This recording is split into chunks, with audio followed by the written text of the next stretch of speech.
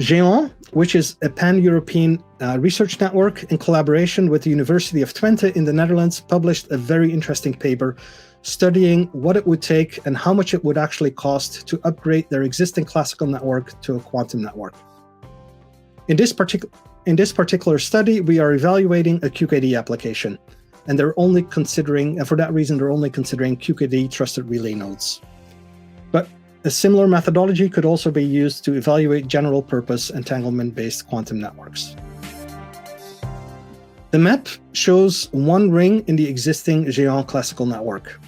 The blue squares represent existing points of presence, or POPs, and the purple triangles represent existing classical amplifier locations. And the lines represent optical fiber spans between these POPs and amplifiers. The study considers deploying quantum relay nodes at the existing POP and amplifier locations, and that makes a lot of sense because that's where we already have buildings and we already have access to power and the management network. And then the study looked at each one of these fiber spans and color-coded them green, orange, or red.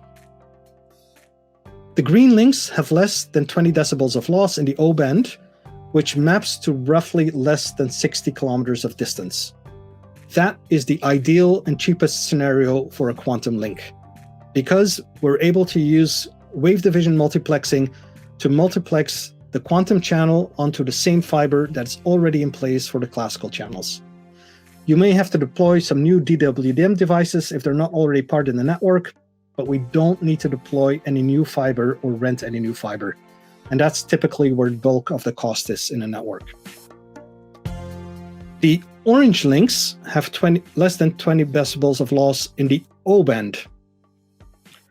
They have more than 20 decibels of loss in the O band, but still less than 20 decibels of loss in the C band. And that translates to a distance of roughly 60 to 100 kilometers. Now, in this case, we are forced to carry the quantum channel in the C band because the O band has too much loss.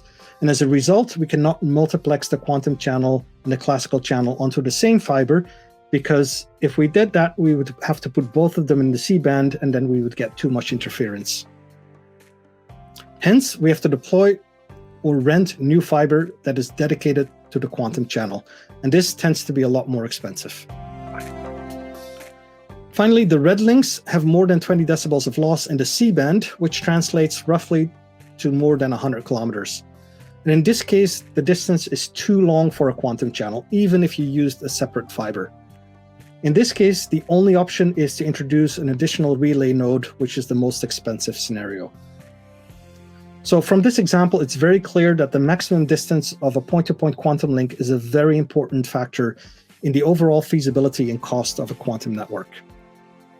Now, this particular GÉANT study is a little bit unusual in the sense that they studied a very large pan-European network, and currently most quantum networks are deployed in smaller metro region networks.